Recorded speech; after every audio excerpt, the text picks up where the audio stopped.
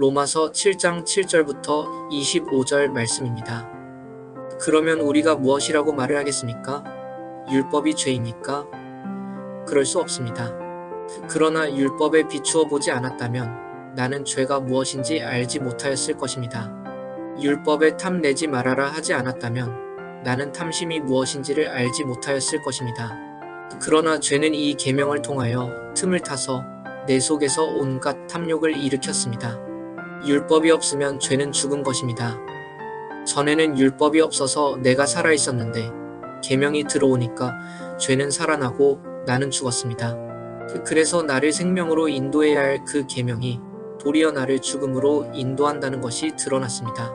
죄가 그 계명을 통하여 틈을 타서 나를 속이고 또 그 계명으로 나를 죽였습니다. 그러므로 율법은 거룩하며 계명도 거룩하고 의롭고 선한 것입니다. 그러니 그 선한 것이 나에게 죽음을 안겨주었다는 말입니까? 그럴 수 없습니다. 그러나 죄를 죄로 드러나게 하려고 죄가 그 선한 것을 방편으로 하여 나에게 죽음을 일으켰습니다. 그것은 계명을 방편으로 하여 죄를 극도로 죄답게 되게 하려는 것이었습니다. 우리는 율법이 신령한 것인 줄 압니다. 그러나 나는 육정의 메인 존재로서 죄 아래에 팔린 몸입니다. 나는 내가 하는 일을 도무지 알 수가 없습니다. 내가 해야겠다고 생각하는 일은 하지 않고 도리어 해서는 안 되겠다고 생각하는 일을 하고 있으니 말입니다. 내가 그런 일을 하면서도 그것을 해서는 안 되겠다고 생각하는 것은 곧 율법이 선하다는 사실에 동의하는 것입니다. 그렇다면 그와 같은 일을 하는 것은 내가 아니라 내 속에 자리를 잡고 있는 죄입니다. 나는 내 속에 곧 내 육신 속에 선한 것이 깃들여 있지 않다는 것을 압니다. 나는 선을 행하려는 의지는 있으나 그것을 실행하지는 않으니 말입니다. 나는 내가 원하는 선한 일은 하지 않고 도리어 원하지 않는 악한 일을 합니다. 내가 해서는 안 되는 것을 하면 그것을 하는 것은 내가 아니라 내 속에 자리를 잡고 있는 죄입니다. 여기에서 나는 법칙 하나를 발견하였습니다. 곧 나는 선을 행하려고 하는데 그러한 나에게 악이 붙어 있다는 것입니다. 나는 속사람으로는 하나님의 법을 즐거워하나 내 지체에는 다른 법이 있어서 내 마음의 법과 맞서서 싸우며 내 지체에 있는 죄의 법에 나를 포로로 만드는 것을 봅니다. 나는 비참한 사람입니다. 누가 이 죽음의 몸에서 나를 건져 주겠습니까? 우리 주 예수 그리스도를 통하여 나를 건져 주신 하나님께 감사를 드립니다. 그러니 나 자신은 마음으로는 하나님의 법을 섬기고 육신으로는 죄의 법을 섬기고 있습니다. 오늘 우리가 함께 볼 본문 로마서 7장 7절부터 25절까지의 말씀은 다소 특이한 형태로 기록이 되어 있습니다. 마치 한 사람이 고뇌에 가득 차서 적어 내려간 일기장을 보는 것 같아요. 이것이 사도 바울의 개인적인 삶의 경험으로 말미암은 것이냐의 여부는 확실하지 않습니다. 어떤 이들은 이를 사도 바울의 개인적인 경험이라기보다는 나라는 표현을 하면서 일반적인 이스라엘 사람들을 대표하여 1인칭으로 서술한 것뿐이다 라고도 말합니다. 그러나 제게는 이것을 논하기보다는 일기의 기록과 같은 이 고뇌 과정에 함께하는 것이 더 유익이 될 것이라고 판단됩니다. 우리는 이 고뇌가 우리의 삶 속에서도 경험되어진다는 것을 보게 될 겁니다. 그 고뇌란 이제 하나님을 믿음으로 사는 것 같은 우리가 여전히 죄 가운데 머물러 있음으로 찾아오는 갈등을 말합니다. 우리는 어떻게 이 갈등을 해결할 수 있을까요? 믿는다고 말하면서도 죄 가운데 있는 우리는 어떻게 이 문제를 해결할 수 있을까요? 사도 바울은 그 고뇌 끝에 예수 그리스도의 이름을 외칩니다. 오늘 우리가 대하는 본문은 무엇보다 이야기와 같이 흐름을 타서 살펴보는 것이 유익하다고 생각이 됩니다. 따라서 다른 어떤 것보다 이 고뇌의 과정에 함께한다는 것을 살려서 나눠 볼 텐데 이것이 모두에게 유익이 되었으면 좋겠습니다. 본문 7절부터 13절을 먼저 살펴보겠습니다. 그러면 우리가 무엇이라고 말을 하겠습니까? 율법이 죄입니까? 그럴 수 없습니다. 그러나 율법에 비춰보지 않았다면 나는 죄가 무엇인지 알지 못하였을 것입니다.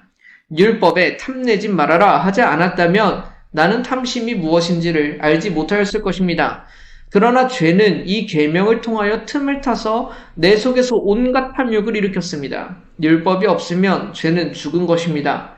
전에는 율법이 없어서 내가 살아 있었는데 계명이 들어오니까 죄는 살아나고 나는 죽었습니다.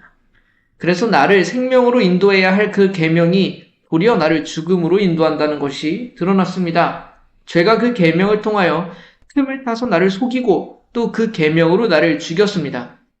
그러므로 율법은 거룩하며 계명도 거룩하고 의롭고 선한 것입니다. 그러니 그 선한 것이 나에게 죽음을 안겨주었다는 말입니까? 그럴 수 없습니다.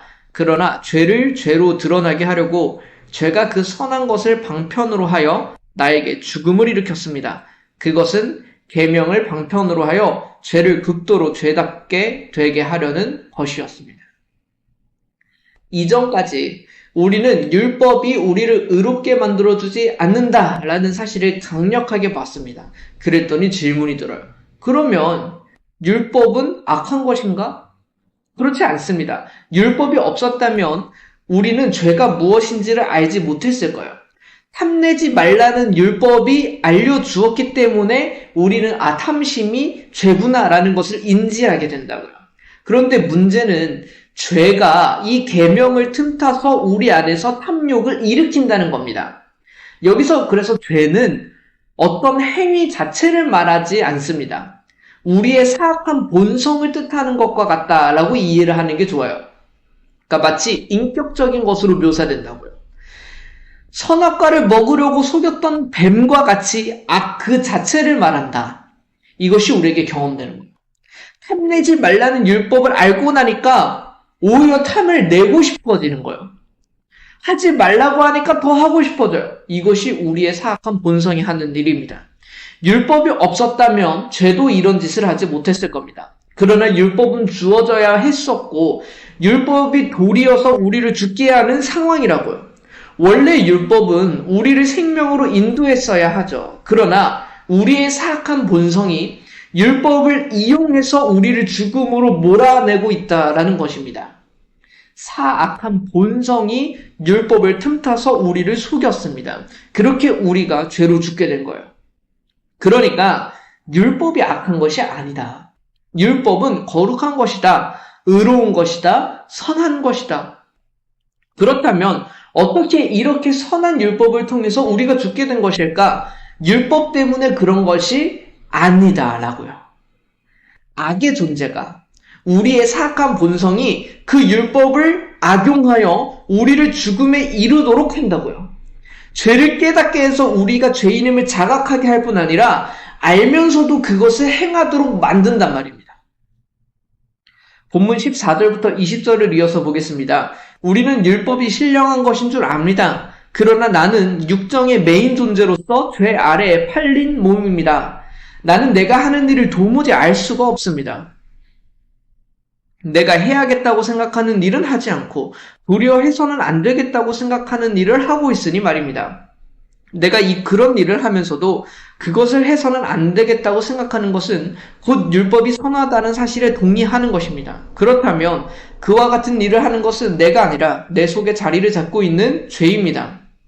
나는 내 속에 곧 내 육신 속에 선한 것이 깃들여 있지 않다는 것을 압니다. 나는 선을 행하려는 의지는 있으나 그것을 실행하지는 않으니 말입니다. 나는 내가 원하는 선한 일은 하지 않고 도리어 원하지 않는 악한 일을 합니다. 내가 해서는 안 되는 것을 하면 그것을 하는 것은 내가 아니라 내 속에 자리를 잡고 있는 죄입니다. 앞에서 이야기했던 것처럼 율법은 신령한 것입니다. 그러나 우리의 존재가 육정의 메인 존재고 죄 아래에 팔린 것 같은 존재라고요. 우리는 해야겠다고 생각하는 일은 안 해요. 오히려 하지 말아야 한다는 걸 알고 있는 그것은 합니다. 이를 통해서 우리가 또 알게 된다고요. 율법은 선해요. 살인하지 말라는 그 율법이 어떻게 악한 것이겠어요? 문제는 그 선한 율법대로 살기 싫은 우리의 존재입니다. 우리 안에 있는 사악한 본성, 죄와 악이 우리가 그대로 살도록 두지 않는다는 게 문제라고요. 우리 몸 안에는 선한 것이 없음을 깨닫게 되는 겁니다. 선을 행하려는 의지는 있어요. 무엇이 선한지도 알아요. 선을 행해야 한다는 사실도 알아요. 그런데 우리가 그렇게 살지 않습니다. 선한 일을 행하지 않을 뿐만 아니라 오히려 악한 일을 하죠. 우리의 사악한 본성이 그렇게 만든다고요. 참으로 우리는 괴리감을 겪고 있는 존재들이에요. 선한 일을 알지. 행해야 한다는 것도 알아요. 근데 우리의 몸이 이를 듣지 않아요. 계속해서 죄를 지어요. 또 그 사실을 다 알고 있는 우리는 또 실망하고 무너져요. 왜? 무엇이 선한지도 알고 무엇이 죄인지도 아니까.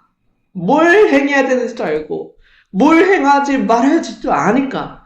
근데 아니까 더 괴로운 거예요.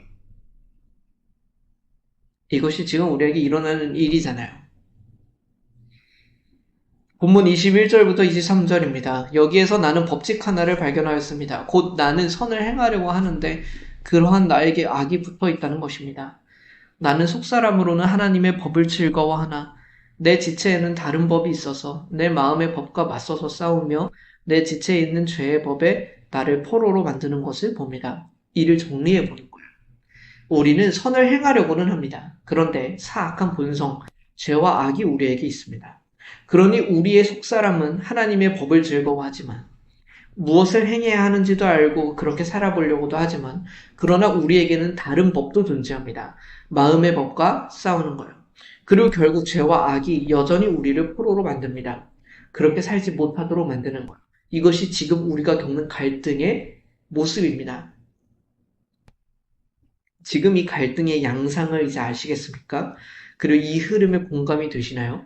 그렇다면 그 안에서 사도 바울이 무슨 고백을 하는지를 보는 것이 중요합니다. 24절과 25절입니다. 나는 비참한 사람입니다. 누가 이 죽음의 몸에서 나를 건져주겠습니까? 우리 주 예수 그리스도를 통하여 나를 건져주신 하나님께 감사를 드립니다. 그러니 나 자신은 마음으로는 하나님의 법을 섬기고 육신으로는 죄의 법을 섬기고 있습니다. 한식이 절로 나오는 거예요. 와, 난 참 비참한 사람이다. 우리의 갈등 속에 있고 괴리 속에 있어요. 벗어나고 싶고 벗어나야 한다는 걸 알지만 못해요. 그러니까 탄식이 나오는 거야. 누가 이 죽음의 몸에서 나를 건져줄까? 바울의 외침을 보십시오. 갑작스럽게 논리적으로 맞지도 않은데 감사가 등장한다고요. 여기서 우리는 1차적인 답을 봅니다. 누가 그것을 가능하게 하십니까? 누가 이 일을 이루어 주시는가? 마음으로는 하나님의 법을 섬기고 육신으로는 죄의 법을 섬기는 우리의 이 처지를 누가 건져주시는가? 우리 주 예수 그리스도께서 우리를 건져주신다 말하는 거예요. 우리는 우리가 의롭게 되는 데만 예수님이 필요한 것이 아니라 실제로 거룩해지는 성화의 과정에도 예수님이 필요합니다. 우리의 끝도 없는 이 갈등을 해결해 주실 분이 바로 예수님이라고요. 오늘 본문 말씀을 통하여 저는 여러분들이 8장이 기대가 되었으면 좋겠습니다. 여기서 결론을 찾으려고 하지 마십시오. 그냥 우리는 1차적인 결론이 봤어요. 예수 그리스도께 나아가면 이 문제가 해결될 수 있겠구나.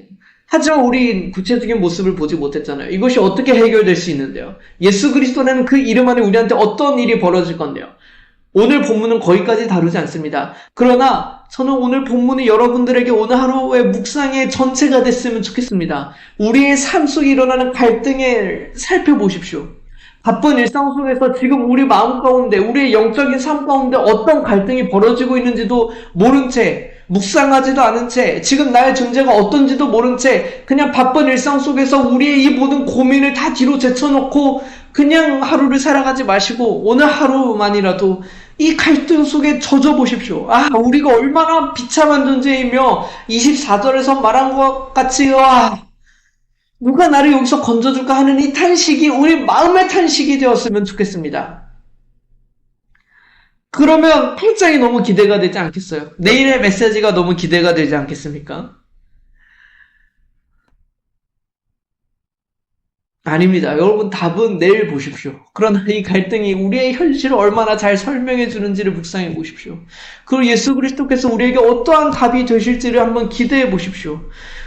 기독교는 교리가 핵심인 종교가 아닙니다. 약간 이상하지만 교리가 중요하지 않다는 말이 아니라 우리는 인격적인 하나님과의 교제와 관계를 중심에 두는 종교예요.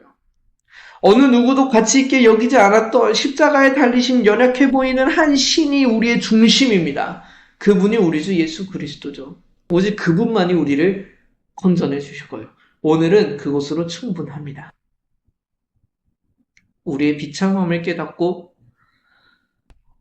그 비참함을 해결해 주실 분이 예수님이라는 사실로 오늘은 촉합니다.